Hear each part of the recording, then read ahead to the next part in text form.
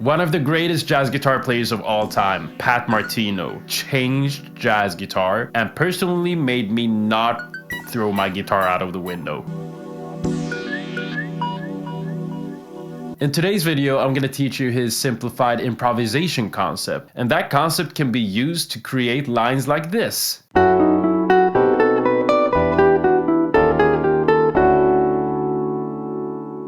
Following the steps to this video will make navigating chord changes easier. Pat Martino's improvisation concept revolves around simplifying the fretboard, mapping it out into manageable, repeatable shapes that will make improvisation more intuitive. So the concept he uses is called minor conversion, and what it is he basically reinterprets harmonic situations and just makes them minor.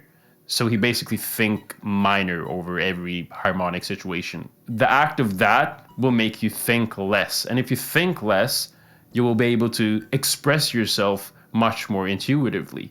So that's basically what it is. So he would convert any harmonic situation to the related minor.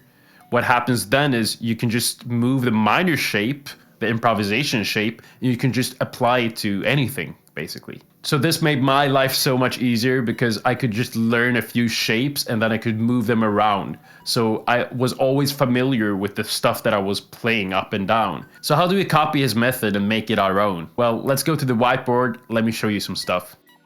So let's say you're gonna rehearse with your band. Imagine the band leader gives you new music and you know you have to improvise over this because you're gonna rehearse it. So you're like preparing in your mind to you're looking at the chord changes like, oh my God, am I gonna solo over this? You get nervous and that's at least that has happened to me a lot of times. So in a situation like that, you don't have time to think about how to connect the chord changes. You don't have time to think about voice leading.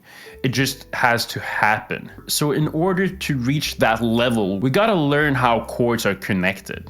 And I'm gonna show you an example. So we got one bar of F sharp minor 7, B7, and we got one bar of E minor 7, E flat 7, and we got the last bar of D major 7. You gotta know the direction, all right? You gotta know what key this is in an instant. You gotta know that it's in the key of D, all right? You gotta know that it's in the key of D. And not only is it in the key of D, the function is a 3, 6, 2, 5, 1. And the 5 of 1, the E flat, it's a sub 5. Let's write that here. Sub 5. That goes to D major 7. So it's a sub 5 of D major 7. You can't really take time to think about this at rehearsal. This is stuff that just has to come intuitively. But that's fine if you're not at that level yet. What I'm going to show you now is how to solo over these chords using minor conversion by Pat Martino. And I'm going to show you this in levels. So bear with me here. All right, so level 1 is to only use the 2 chord, all right? The 2 chord. What's the 2 chord in this? This is the 2 chord, right? All right? I'm only gonna use an E minor phrase over this whole progression. This is how that E minor phrase sounds like.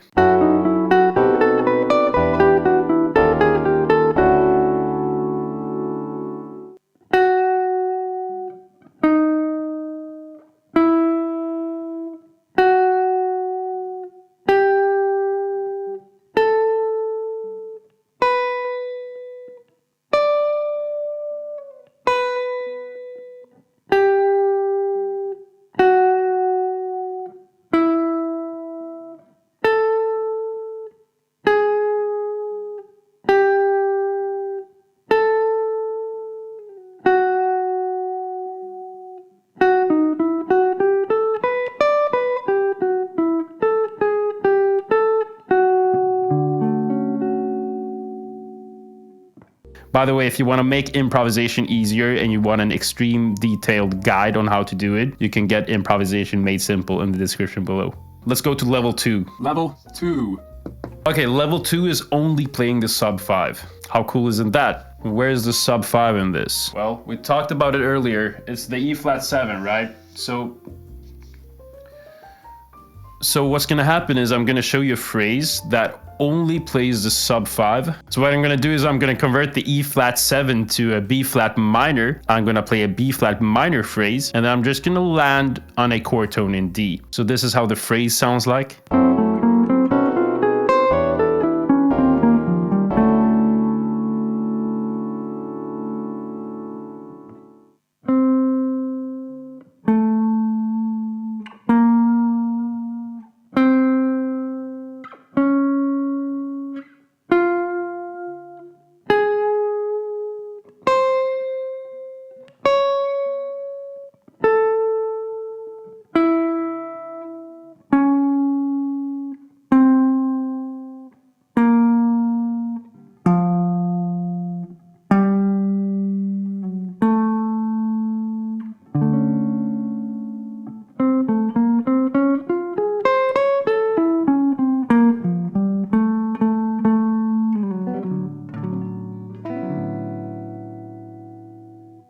So notice how cool it is to just think about one chord.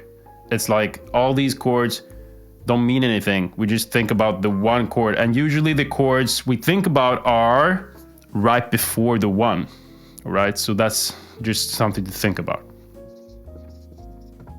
So level 3 is the bebop level, and it's using a G minor phrase followed by a B flat minor phrase, and then you land on D. G minor, B flat minor, and then D. So you play one bar of G minor, you play one bar of B flat minor, and then you land on D. And the theory behind that is the backdoor dominant is C7, but we're not thinking C7, we're thinking G minor. But literally this is a backdoor to D, right? When it's a whole step down from the root, it's a backdoor dominant. That's what they call them. A flat 7 dominant, okay? So if we would convert the C7 to its minor formation, then we're thinking G minor. That's what we're thinking, G minor. And then the B flat minor is the same thing as the E flat 7. So it's that tritone sound, okay? So you're playing a G minor followed by a B flat minor. So the phrase of level 3 sounds like this.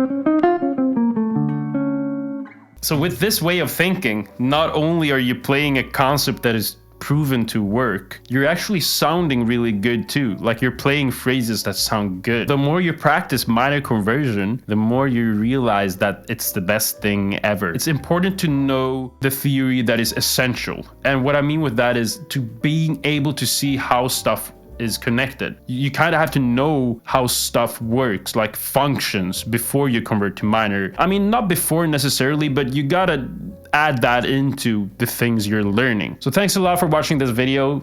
Click on this video if you want to see more. Take care of yourself. Practice makes perfect, so go practice.